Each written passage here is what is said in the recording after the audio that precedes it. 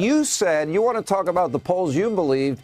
Your polls told you Kamala Harris is going to be president, didn't they? You were predicting she's going to win. What happened? The polls are tied. Because my pollsters got it right. It's very depressing. But if you're doing political strategy, if you have an airplane crash, you got to go back and find out what went wrong. You don't say, well, let's just forget about it and move on. No, I don't know. But it is sort of depressing. But, Michael, there's a simple, basic rule of politics is voters want an election about them. They don't want an election about you or your opponent. And for too much, we lost that. I lost it myself. We made it about Trump, and we didn't make it about voters. And it's never a good idea. And how could I, at 80 years old, been doing this for 50 years, lapse into that level of stupidity? I got to ask myself. What's going on, guys? We got to talk about Sean Hannity, the Great, one of the only people from Fox News to not only be around pretty much forever, but not have any scandals that I know about under his belt. He is going toe-to-toe here with Democrat propagandist, this dude who looks like a complete fossil, James Carville. Now, I'm sure this is going to be a very contentious, stupid, and annoying conversation, again, from the guy who thought that Kamala Harris would absolutely smoke Donald Trump. So be prepared to be annoyed and gaslit and frustrated in this conversation. Without further ado, let's get into it. Where do Democrats go from here? And will common sense ever return to that party? Nope. Here with more. We call him the Raging Cajun himself, Democratic strategist James Carville. I was telling people today that if he was such a good strategist, maybe Kamala could have won. So he must not be very good at his job. You're going to be on the show, and on the radio, I was reminding people we would do debates against each other around the country. You're one of the most fun people to ever hang out, but you're also one of the smartest strategists I've ever met. You are. Think so? I'm not sucking up. Man. Why didn't Kamala win then? If he was that damn good, how do you judge somebody based off of a poor result and say that they're good at something if their result is not good? Your old boss with Newt Gingrich balanced the budget 5 times. Hasn't happened since. Now your party is against tens of billions spent abroad for Green New Deal, DEI, woke agenda, and transgenderism. What happened? Well, we got to get that $100 million for condoms for Hamas, because that's where all the savings are. I haven't seen. Cute answer. There's tens and hundreds of billions. American all right, you went for 10 minutes. All right, okay. Go ahead. If he can find the money, great, give everybody $1,000. But I'll tell you this, more deficit has accumulated under Donald Trump than the other president in American history. But I'm glad that you're on the fiscal responsibility bandwagon. I'm glad you're on the bandwagon of Bill Clinton being able to balance the budget. I love how the Democrats try to say that Donald Trump didn't do enough during COVID and that he should have spent more money. But then when they want to use it as a talking point, they love to say that Donald Trump spent too much money during COVID. These people are sick people, guys. And for the record, that was the Democrats who spent all the money. Donald Trump did approve it, but the Democrats had the Senate and the House back when Donald Trump spent all that money. So it was the Democrats who drafted the bills that led to all the money being spent to begin with. He's not the one that had anything to do with the $1,200 refunds that people had during the midst of COVID. That was done by a Democratic House and Democratic Senate. Unbelievable prosperity to America. But, you reading these polls, and I'm reading the polls saying the Democrats are 13 points up in the congressional generic, that Donald Trump has the lowest approval rating of any president at this point in his presidency in American history. So your viewers are getting one view, and I'm reading another view. So one of us is right and one of us is wrong. It's that we simple. Put on Trafalgar. They got fact checkers at Fox, and well, we do, and we put on Trafalgar and Matt Towery and Robert Cahaley and an Insider Advantage. And by the way, for the last 3 presidential elections, they were the top pollsters in the country, among the top 3. So they're pretty credible to me. Look at let's put that aside. Polls that, again, the lowest approval at this point in history. But if your viewers want to believe this, go ahead and believe it. I mean, lowest approval, what is like 60, 70% the lowest approval in history? I mean, if it is, then who the hell cares? It sounds pretty damn good to me. And I can't do anything about it if they want to believe. Listen, that Donald Trump is or are you telling? I'm going to congratulate you on good journalism. You asked him about Medicaid. And this is the most constipated answer I've ever heard in my life, but you did your job. I'm going to give you credit for being an insightful and good journalist. I appreciate you giving me credit, James. I do. You're a fun guy to debate. Listen, you said you want to talk about the polls you believed. Your polls told you Kamala Harris is going to be president, didn't they? Oh. You were predicting she's going to win. What happened? Because my pollsters got it right. So they predicted Donald Trump. So let me back up. We went with our seventh-string quarterback, and we lost by 1.5 points, and we actually picked up a congressional seat. Wait a minute. Whoa. You lost 7 swing states, and you out here trying to brag? You trying to throw shade, and you lost all 7 swing states? And lost the popular vote? Shut up. If you're asking me, did I think that she was going to win, and she didn't win? Yes, all the polling showed it even. It turned out to be a 1.5 point race. And you lost seats. But if you have, and I'm telling the Democrats, just sit there, play possum, let them go. Poll numbers are declining. The collapse is already underway. Let's see when they put the Medicaid budget, when they put the $4.5 trillion of tax cuts to wealthy people. Just let the ball come to you. We don't need to be aggressive now. We can just all right, so do you trust CBS? And they're going to have to CBS had him on the positive side. American people agree with him on immigration. They agree with him on reckless spending. They agree with eliminating waste, fraud, and abuse. Our CBS poll finds that a majority of Americans, 53%, approve of the job he's doing. That's a better approval number than he ever reached during his first term in the White House. Joining us with more is our Executive Director of Elections and Surveys, Anthony Salvanto. Good to see you, Anthony. What's driving this? I will keep it simple, Margaret. He's doing, in the eyes of the public, what he said he would do in the campaign. There's political value in that. In fact, 70% of people say he's doing what he promised. That's whether they approve of him or not. Now, there's another part of this that continues over from the campaign. There were words that he was described as being tough, being energetic, and he still is today in big majority numbers. So as people take a look in these first few weeks, there's been a lot of activity. They're getting that general sense of governance, and that's being reflected in these early numbers. So that's perception. What about the actual policies? Well, let's start with the ones that are popular. And again, these echo a lot of what we saw in the campaign. The idea of deporting those in the country illegally continues to be popular. We saw that in the campaign. Sending troops to the U.S.-Mexico border, again, majority in favor. We'd seen that in the campaign. For his supporters in particular, the focus on ending DEI is popular. We had seen in the campaign a lot of them thought those processes had gone too far. What happened, Bill Clinton, and I'll give him credit where credit's due. I mean, and I give as much credit to Newt Gingrich, to be honest, and the fact that he had such a bad first midterm. And the era of big government is over, end of welfare as we know it. And they balance the budget, the two of them together. They work together.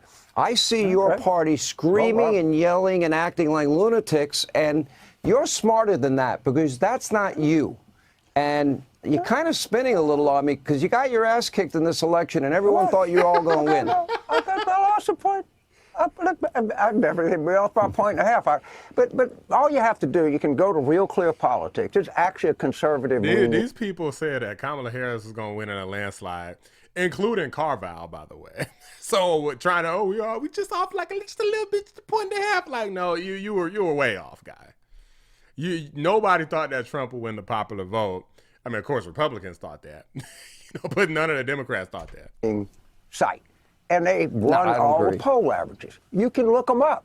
It's right there. This is not some kind of secret thing. If you go back and you look at polling, was actually very accurate in the 2024 election. I mean, it was a certain infinite stuff that you can get that you can get wrong. But yeah, now look again, 13-point lead in the congressional race. The Democrats are almost certain to win the Virginia governor's race. I mean, no, not almost. They are certain to win it. and they're certain to win the House of Representatives back. And that's just a fact. That you can look and see, and Trump is the lowest rated president at this point of any president in American history. It's a fact. Well, what poll are you citing? Because I'm citing Matt Towery, Robert Cahill, citing and the polling averages. the CBS poll. So you want me to go to the Real Clear Politics average? Look at Trump approval, and is the Trump? I'm sorry. Go ahead. If you look at the CBS poll on topic after topic, the country's agreeing with his agenda, not with your party's agenda. What was Trump's job approval in the CBS poll? I think it was about 50%, but it was. I've seen polls where it's 54, 55. I think it was under that. 53% approve of the job he's doing. You ought to slap yourself for answering that question. Slap yourself. I think it was under that. I don't think so. And But if you look at it and then you break it down by issue. Ipsos poll is part of it. It's not going to Okay, so he wants to try to cherry pick whatever he could find that's like the he's struggling to find something that's like low. Imagine like you're looking at a paper like, oh, wait a minute. I know he ain't do something right. I know that's what this dummy looks like. It looks like an freaking idiots trying to sit up here and just make something up to say, well, he's not that good. That's basically what he's doing. do any good for us to sit here and argue, because your viewers can believe you, and they can go to Real Clear Politics, and they can actually see it. It's not like this is some hidden information that people in Washington are passing around each other. It's there. He is the lowest rated president a month into his presidency than any president in United States history. That's the fact. I can be fact-checked. They can do whatever they want. That's fine. We can go back and forth. You wrote a New York Times op-ed, three reasons I am certain that Kamala Harris will win. And you laid out your 3 reasons. And another point you actually said, wow. I'm just saying, I'm doubling down that I think Harris is going to win. You said that. And I'm sure you went by the same polls that you're citing. Here's my question, though. To me, if you want to be the party where the Democrats defend men playing in women's sports, if you want to be the party that stands up for illegal immigrants' rights over safety and security of Americans, because they let millions of unvetted illegals in this country, including terrorists and cartel members and murderers, if you want to be the party that is going to fight against spending hundreds of billions of dollars in waste, fraud, and abuse, I think it's a bad strategy. And as, you know, I respect you, I would think you would agree with me that Democrats should stand with Donald Trump on getting rid of that waste, fraud, and abuse. So I missed an election call. Okay, I'm a gambler. I bet against the point spread. I was actually 26-6 publicly in my last 32 picks, but I missed 6.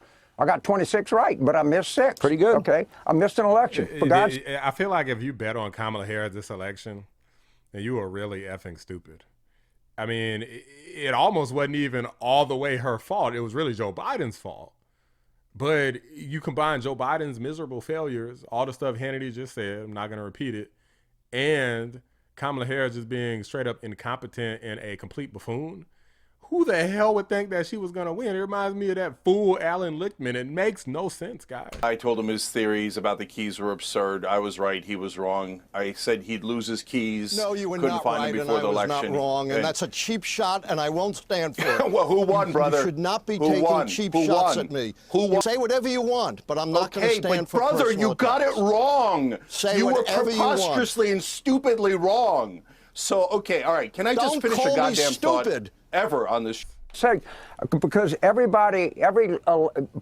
political consultant always gets every election exactly right. So let's just say I missed a couple. I think the Republican Party is against the minimum wage. I think the Republican Party stands for more tax cuts for people making over $400,000 a year.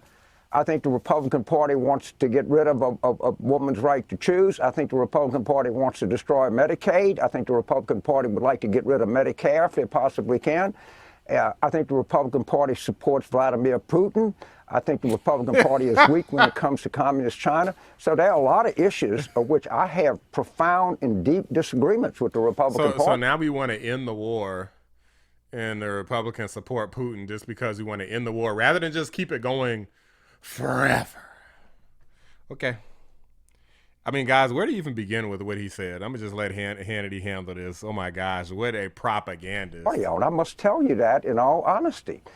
And there are many things that the Democrats want to do that I really believe in. Okay, well, you didn't answer. I don't know any Democrat ran for whether women or men playing sports. I know of no they're Democrat out there advocating that ran on high school sports. Well, I haven't, and I don't know of them. And if they do, I hear a lot of Democrats. I'll let the high school athlete. I hear a lot of Democrats standing up for illegal immigrants. And they don't want to deport them. They want to have sanctuary states and cities. I hear a lot of Democrats like Kamala saying she's against fracking and drilling until she's running for election. I see a lot of Democrats, do support men their rights to play women's sports. And you're not addressing those key issues that are. He's doing the same thing that they did during the whole election cycle. Pretend that these issues don't exist rather than address them. Because when you address them, it makes them look stupid. So just try to gaslight and ignore them. And maybe if you don't talk about them and you quickly move on to something else, then maybe the people will also stop talking about it and move on to something else because a lot of people are sheep. But no, people are paying attention, guys. Like, we're in an age where there's a lot of stupid people, but we're also in an age, of the bigger divide. There's more stupid people being produced every day, and there's more really smart people being produced every day. And I'm here to make myself and others as sharp as possible so we don't fall for these propagandist idiots. Well, it's the key issue with the High School Athletic Association decides who's eligible to play what sport. Is the key issue we're going to continue to help people with health care, with Medicaid and Medicare. I think most Democrats that I know want to create jobs, create opportunity for people, and create opportunity for young people. I don't know of anybody that's sitting there worrying about who plays in the high school track meet. I really don't. Well, okay. Well, maybe you're not listening to the same Democrats I am. That's fine. All right, now on the side of our screen, I am scrolling all of the waste, fraud, and abuse. And this is money that is not spent on this country. They've identified tens and tens and tens of billions of dollars. And this is being spent on the radical Green New Deal, DEI, wokeism, transgenderism, LGBTQ+. Except with the exception of John Fetterman, I don't hear Democrats saying, you know what, we ought not be spending the American people's money this way. What say you? I see you got USAID up there. They spend $41 billion. They spend $41 billion. The federal budget is $6 trillion. I did the math, Sean. Oh, because it's not enough money. It's okay if we waste billions of dollars.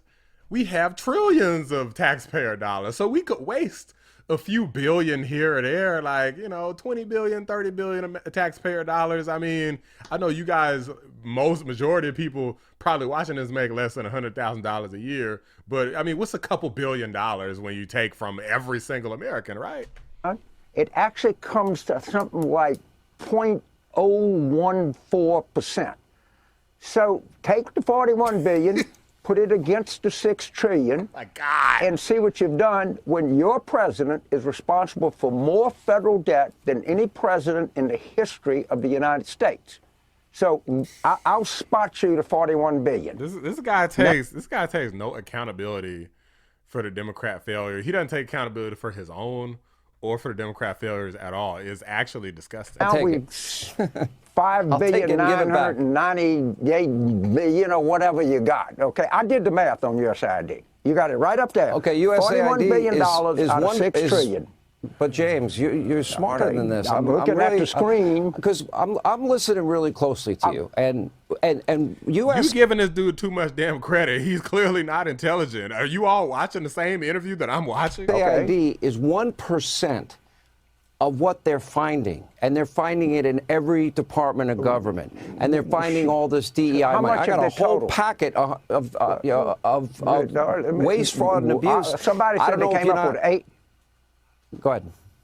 I'm far against waste, fraud, and abuse. I saw $8 billion that they come up with now, but show us the number. I mean, they have been. Stand up. You're in control of the Congress. You're in control of the Senate. You're in control of the courts. You're in control of the presidency. Talking about? Do it, dude. Go to it. Okay. Hack well, away. right now we live under Biden and Harris's you got all the control economy. in the world. These guys have literally been bitching and complaining about Doge nonstop.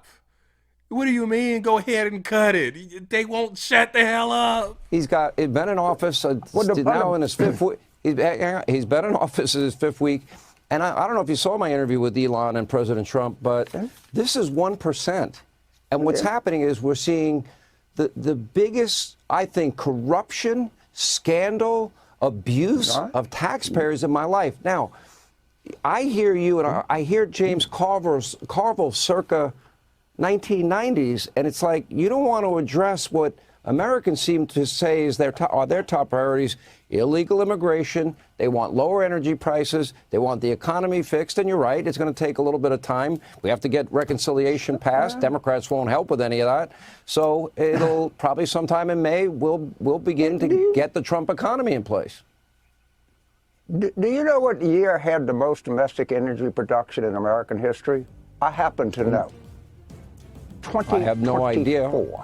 Fact check. I do. That statement is true. Domestic energy. But here's what you're missing. I'm not looking at USAID. 41 billion you out should of be. 6 trillion. Put it on that's your math. That's only one. Oh. That's 1% of what they're finding. I'm going to let it go, but I'll say this: one of the reasons we were in the position to get the highest gas production is because Donald Trump, for the first time in 75 years in his first term, for the first time in 75 years, made America energy independent. And Democrats have been fighting against that. And their EV mandates and their $7 billion for electric vehicles. But anyway, I don't know, James. I think you need a new playbook. I really do. Yeah, but I still love you. I'm not too worried about the high school track meet, but I am worried about people having affordable health care. That's the difference between our two parties. If it was your daughter about the high school track meet, I'll worry about people getting good health care. Okay, we'll agree to disagree. We'll agree get rid of disagree. Obamacare. All right, man. That would be a good start. All right, James. All right, good to see you. God bless you. You had a chance. Do it again. You got the majority. Thank you, man. Appreciate it. You bet. This guy is pathetic. Like, where's the accountability here?